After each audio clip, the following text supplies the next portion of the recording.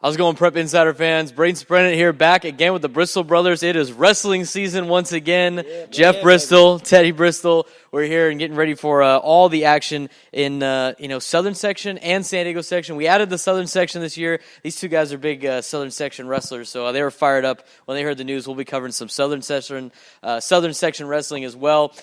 So guys, let's talk about some of these teams. It's kind of there's a lot of meets have already happened, but this is our preseason show, so we can give a little quick preview of some squads that are really good. We know about Poway, we know about RB, but Ted, we'll start with you. What are some San Diego teams that have stood out to you so far? Well, we got Ramona looking pretty tough. They have Ramstaller kind of leading the pack there. He's a tournament champion this last weekend at La Costa Canyon Hamada Classic. Looked very tough in the finals. Expecting a good showing from him this year. Another San Diego team that's looking pretty good is Brawley. Haven't seen them in competition yet, but I know their coaching staff, and I know they're going to be putting together some tough wrestling this year. They always do really well at the Imperial County and really shine in the San Diego section. If you see a little kid running around, that's Knox. He's our other member of the Bristol brothers here. As he runs around, he's getting into he's already getting trained for wrestling at such a young age. But we'll talk about a Southern section a little bit now.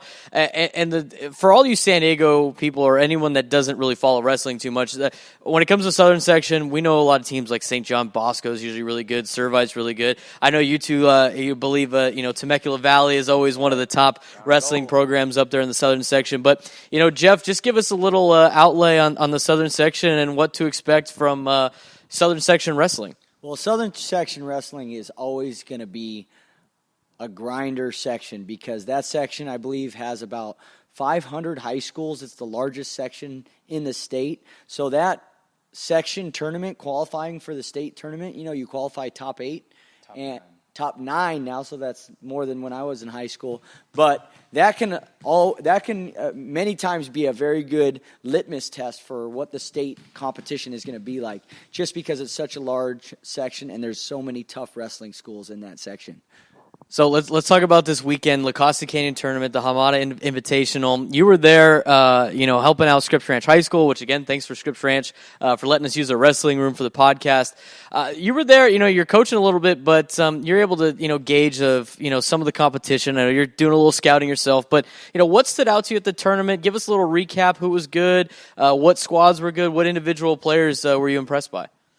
Some individual players. Ramstaller did look good in the finals. As far as teams go, I was impressed with La Costa Canyon, the home host of the Hamada Classic. They're coached by Dwayne Booth over there. They've had a strong running program for years. They finished, I believe, top 10 in the tournament. And also San Marcos. San Marcos is also a very good squad. They had a few placers, very well coached, looking athletic, looking in shape already. I know they do some off-season wrestling, so those are two other teams from San Diego that stood out. Well coached, wrestling tough. So there's some good competition in the San Diego section. Officially, San Marcos finished 8th in the Hamada Invitational. Christian Navada finished 3rd at the 138 class. Kaimani Yamboa finished 1st at the 152 class. And then Alan Salgado finished 7th at the 285 weight class. We gave some shout-outs. Jeff, you were able to catch up on the St. John Bosco Poway dual meet. That's a big-time meet between the top team from San Diego and the top team from the Southern section. What did you see there? What anybody that stood out to you in that dual meet, and what tell us about the atmosphere of two great programs going at it on the mat? Yeah, definitely. Yeah, I kicked off my wrestling season this year by heading up to Riverside to see Cal Baptist versus Ohio State, the number 2 ranked college program. Flew out to the West Coast for a dual meet against Cal Baptist, and simultaneously Poway wrestled St. John Bosco. So that in itself was an exciting event for wrestling here in Southern California. I was, really excited to go because my college coach, Lenny Zaleski, is the head wrestling coach at Cal Baptist, assistant coach by Derek Moore, national champ, who was my teammate. And anyways, just the fact that we have an event like that where 2 high school standout programs, one being from San Diego, Poway, Poway versus St. John Bosco. It was just a great event altogether. And, Cal Baptist is really the only Southern California Division I wrestling program. So we're hoping in the future that so many of these great wrestlers that come out of San Diego and Southern Section and everything will have a program that they have an option to go and wrestle at. So regardless, Ohio State dominated the dual meet. It was but the fact that we are heading in that direction is exciting. And it was great to see. I think Poway was ranked number 6 in the state, and St. John Bosco was ranked 3rd. Poway actually won the dual meet. I know that St. John Bosco forfeited some of the weight classes, like 3 of the weight classes or so. But so I don't know if they didn't have some wrestlers come for that match or what. But it was cool to see Poway still continuing the tradition of being a powerhouse. There was a kid that I watched at 160, Gendera. He's made his debut at Poway. He's actually an Arizona State champion. So, it was cool to see, tough wrestlers still being attracted to that program. And, looking forward to getting out there with my brother, who's now coaching here at Scripps Ranch High School. We're actually in their wrestling room right now. And just like to get, this time of year, get back into wrestling season and get out there as much as possible. So I'm excited.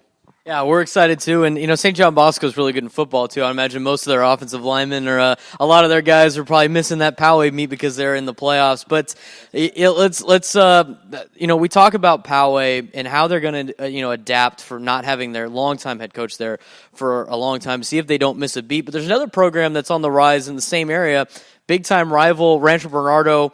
They've never beaten Poway in a dual meet. They've been close. They got a lot of big-time wrestlers, Tyler Badgett, Jaden Abbas, and then Lee at Rancho Bernardo. Is this the year that they might be able to get Poway? It's going to be tough to see. That's definitely going to be a tough dual meet. I don't know when it's scheduled, but I know Rancho Bernardo has been doing the right things. Even this past weekend, they were at La Costa Canyon, but their best guys were out at the Ironman Classic out in Iowa, the toughest high school tournament, getting those extra matches, that's the number 1 high school tournament in the nation. So that's what their team and coaching staff is doing, pushing their wrestlers to the limit, getting the best competition around, getting that exposure. So we'll just have to see.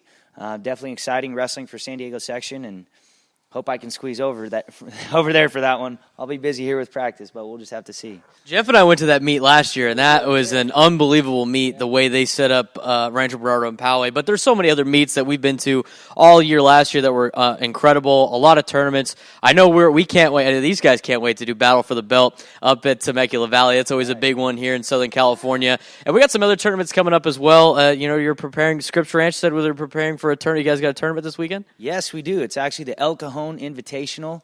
It's, I believe, the 47th year this tournament has been running. Valhalla High School puts it on. They have a historic program, a lot of tough wrestling coming out of their program over the years.